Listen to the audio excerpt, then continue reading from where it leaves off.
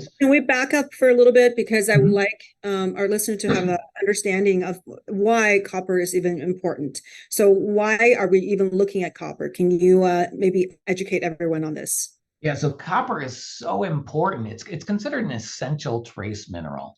So we need it in our diets.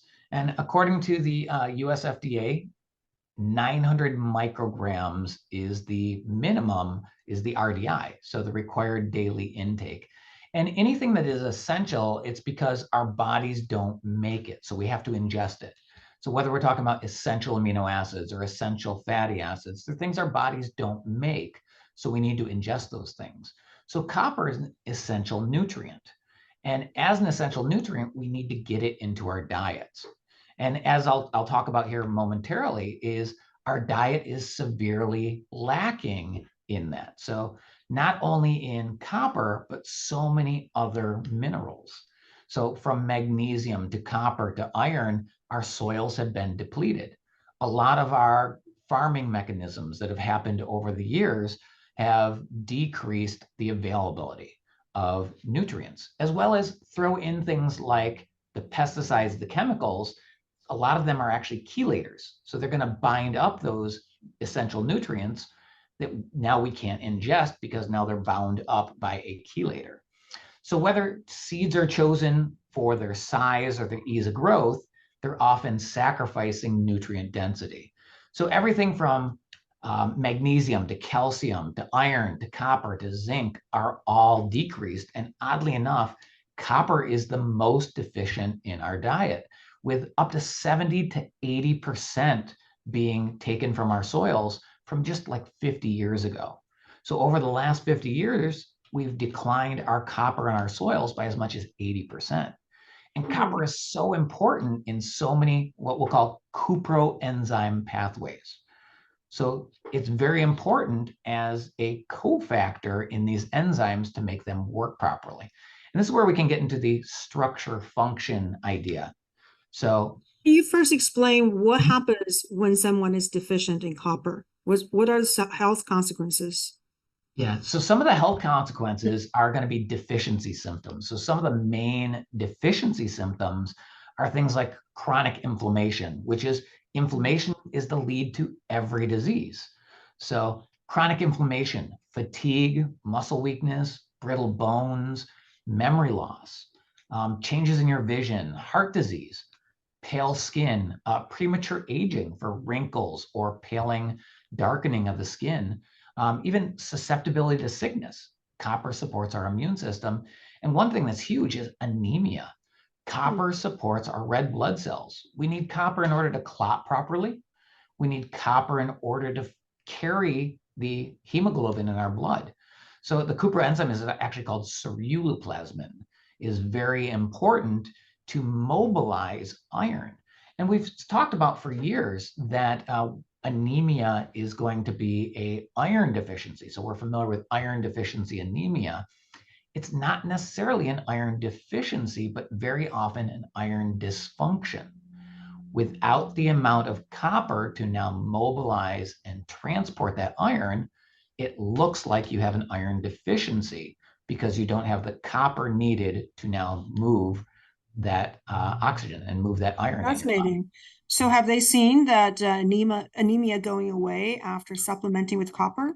Definitely. We actually have a case study that I did recently with a naturopath, another naturopathic friend of mine, and she had an anemic patient and used copper and saw anemia go away in just about a month. I think it was about a month and a half was the case study. And the pretest post-test, she went from being low in copper to normal in copper, and her anemia went away. Wow, So pretty that's amazing. powerful. Yes. Yeah, but I think it's horrible that we talk about iron. We're iron deficient, but we have iron fortified food all over the place. And the Mm. way I look at it is iron and oxygen. What happens when iron and oxygen come together? That's oxidative damage. So if we add a bunch of iron into our diet, we now have this oxidative damage that we now have to fight with antioxidants. And speaking of antioxidants, one of the most powerful antioxidants in the human body is superoxide dismutase, Mhm. or SOD. So SOD is so important And SOD1 is actually zinc copper SOD. So copper is a major component. So now our diets are deficient in copper and we don't have this antioxidant. So now we're showing more inflammation, more problems that keep happening. So there's, other than the agricultural aspects, think about all the other issues that lead to a copper deficiency. So how about digestive issues? We talk about leaky gut syndrome. We talk about how many patients do you see that have leaky gut or have a GI disturbance? How many Americans talk about burping or gas or bloating all the time and poor GI health, whether it's chronic diarrhea or constipation or Crohn's disease, colitis, celiac disease? We have these GI issues. So now we can't absorb we're already deficient in copper in our foods. Now we can't even absorb it. Now, take into the fact, how about over the last 3 years with the pandemic, we talked about supporting our immune system with zinc and vitamin C. I never heard anybody talk about adding copper to the diet to support that zinc or to support our immune system. So we have this malnourishment that's happening because of poor digestive health. So I think it's so important. And then throw on the top of high fructose corn syrup that is in everything. And I truly believe if we could eliminate high fructose corn syrup, most people would get better almost instantly if we could just eliminate that. And I've talked to many people, I say this in passing or when I've been in interviews, I believe that if sugar was discovered today, it would be classified as a drug. If high fructose corn syrup was just discovered today, naturally, we would look at it and the way that it acts within our body, it would be listed as a drug.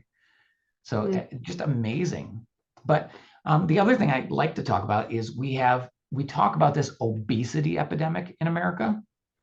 I believe obesity is merely the symptom. I believe we have a malnourishment epidemic. So not only low in copper, but low in so many other minerals and nutrients and vitamins. So adding those things back in by improving the digestive system is the way to get started with any condition that we're talking about. So I believe we have a malnourishment epidemic that's leading to obesity as a symptom. So think about how many people go out and eat, not necessarily because they're hungry. The hunger is your body saying you want more nutrition. You need the vitamins, you need the minerals. But now we go out and we eat those high calorie, low nutrient foods. Where does that leave us? Still hungry in another 15 minutes, in another half an hour. We're satiated for a short time, but now we're still needing those nutrients. Our body says, hey, you're still hungry. You're still starving for nutrition. So it's so amazing that we look at these things, but so much comes back to just nutrition. And with copper, so amazing that increasing the copper can really support all these cuproenzymes, help to decrease inflammation, and just support our overall system.